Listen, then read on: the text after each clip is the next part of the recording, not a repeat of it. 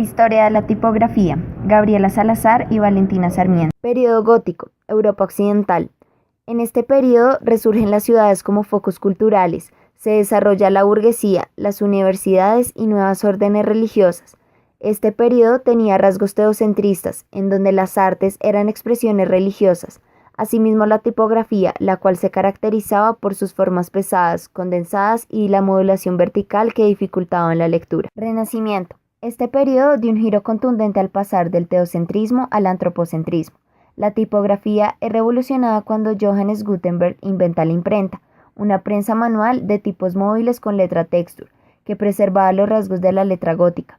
La imprenta fue replicada rápidamente en Europa y dio paso a diseño de nuevas tipografías como la letra humanística, la cual combinaba las letras romanas y carolíngias. Adicionalmente, Claude Garamond creó una tipografía basada en las romanas venecianas, la cual resultó ser un éxito rotundo debido a su armonía estructural. Barroco. Fue un periodo cuyas artes se caracterizaban por ser abundantes y ricas en detalles. Las letras iniciales de los textos eran ornamentales y los diseños exclusivos de las tipografías estaban solo al alcance de aquellos con mejor posición social.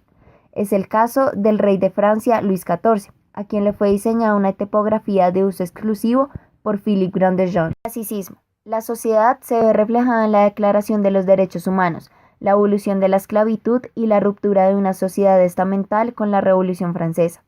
El clasicismo se caracteriza por su sencillez y simplicidad. Esto se ve plasmado en las tipografías de la época, en donde se deja a un lado los rasgos romanos y se da paso a tipografías de trazos agudos, formas estilizadas y claras. Los textos eran justificados y centrados en ejes simétricos. Arts and Crafts. Este movimiento es impulsado por William Morris, en donde se atribuye un rol importante a la tipografía, el papel, las ilustraciones y la encuadernación. Morris creó la tipografía Troy, que combinaba elementos góticos y romanos. Esta tipografía fue copiada rápidamente y motivó nuevos diseños de tipos que rescataban elementos antiguos. Futurismo. Movimiento que quería romper con las formas tradicionales. Por ello, las tipografías presentan contrastes de forma y tamaño, y los textos son diagramados a modo de collage, dificultando el orden de la lectura, pero suponían un impacto emocional en el lector.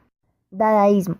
Movimiento literario y plástico cuya tipografía se caracteriza por tener elementos ilustrativos, ya que las letras se combinaban entre sí de manera que hacían fuertes contrastes y generaban un dinamismo visual. Expresionismo. Periodo que buscaba materializar la experiencia emocional del artista e ir un poco en contra de la industrialización y la política. En los textos se utilizaba diferentes alfabetos y estos se distorsionaban. Constructivismo. Vanguardia artística nacida en Rusia a mediados del año 1913, influenciada por el cubista Vladimir Tatlin. Buscaba el desarrollo dirigido a procesos sociales y a un nuevo lenguaje formal por medio de la unificación de las artes, la pintura, la escultura y la arquitectura, basándose en fotomontajes, ilustraciones recargadas, diagonales y líneas horizontales. Los textos justificados a la derecha e izquierda en mayúscula buscaban un contraste de las formas. Estilo internacional. Surgió en Alemania y Suiza entre los años 1950 y 1970. Hacía uso de una rejilla modular, dotando el diseño de una estructura interna, el empleo de tipografía sans serif y la disposición asimétrica de los elementos. Este estilo se funda en las innovaciones previas constructivistas de la tipografía elemental y dio apertura a la fotografía. El incremento y la globalización fue un factor que contribuye al desarrollo del nuevo estilo, dando origen a dos tipos de sans, la helvética y la universe. Años 70. En 1961 existió las letras transferibles de Letterset. Ayuda a la composición creativa de la publicidad teniendo un impacto visual. Existió el pop art con Andy Warhol como representante, movimiento el cual usaba elementos de la cultura urbana, grafismo y el cómic. Una época de movimientos contraculturales trajo consigo un manifiesto en la música, moda, cultura y tendencias en la sociedad. Revolución digital.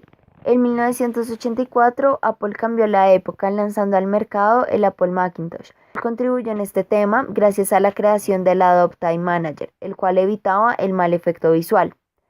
PostScript, en donde se podía dibujar los diferentes tipos de curvas con el fin de reproducir una tipografía clásica.